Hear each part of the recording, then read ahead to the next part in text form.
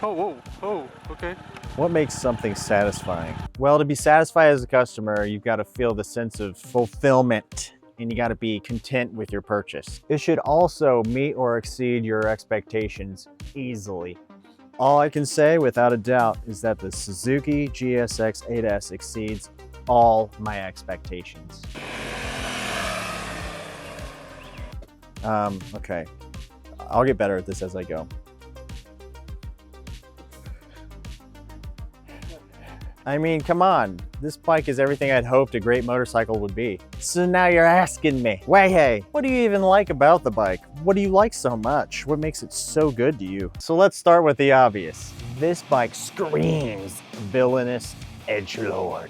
From the aggressive stance to the sharp pointy edges, the bike just looks futuristic and mean, like something a Starship Trooper would have nightmares about. The very next thing that comes to mind is the quick shifter. Damn son. I cannot stress enough how much this quick shifter helps me as a new rider. It's ridiculous. It really shines for me because you can upshift and downshift without using a clutch. Now keep in mind that the quick shifter is mainly designed to give you better performance during acceleration, and it's not meant to replace the know-how to correctly shift the bike with a clutch. I will say that the quick shifter seems to work a lot better in the higher gears. Whenever you're going maybe into 4th, 5th, and 6th, it's a lot smoother. And when you're going into the lower gears, like 2nd, 3rd, it's really a lot clunkier. Now let's talk about power. I'll be real with you, this bike is plenty powerful enough for me and probably powerful enough for most riders. It's really a good middle ground to drop into power-wise. It's enough to throw your head back and give you the feeling of, oh my gosh. But it's not enough to be too wild and throw you 300 yards into the air into a house. It's not gonna do that. It's not gonna do that. Now, I won't go into too many specs on this engine. However, I'll just throw it down a little bit, all right? So it's a 776cc parallel twin. And it puts down about 83 horsepower to the crank and about 53 foot-pounds of torque. Not bad at all. It'll get you to Walmart, and it'll get you to go get some bagels as well. And I can prove it. And I'm gonna go get some bagels now.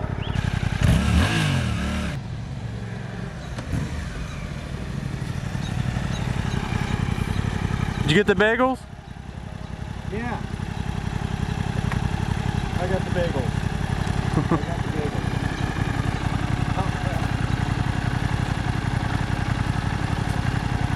I got the bagels. Heck yeah. So, yeah. As far as stability, the bike is super stable. I mean, I have no problems going around any corners or turns or anything like that. It's a heavier bike, but it feels a lot lighter when you get going. Now, if you're a beginner, or even if you're not a beginner, I'm gonna let you know anyway. There are 3 different modes to this bike: A, B, and C. And let me show you what they do. All right, so let's turn it on.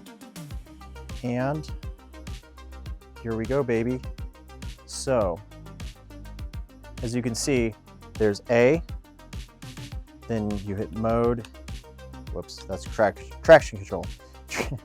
So you hit mode, then you've got C, B, and A.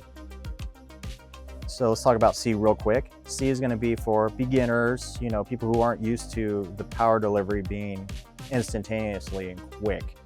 So it's also used for, you know, any rider. Doesn't even matter how much experience you have. C is really good for rain, you know, because it doesn't drop the power instantly or get out of control in that way. So B is a good, you know, in the middle. It's a little bit less responsive than A, but more responsive than C, and still fun, not bad, around town and all that. Then A is what I leave it in for the most part. Super responsive. You can tell a big difference. I would say maybe C feels like 60%. B feels like about 75 to 80%. And then A obviously feels like 100%. Oh my gosh, this is where the fun is.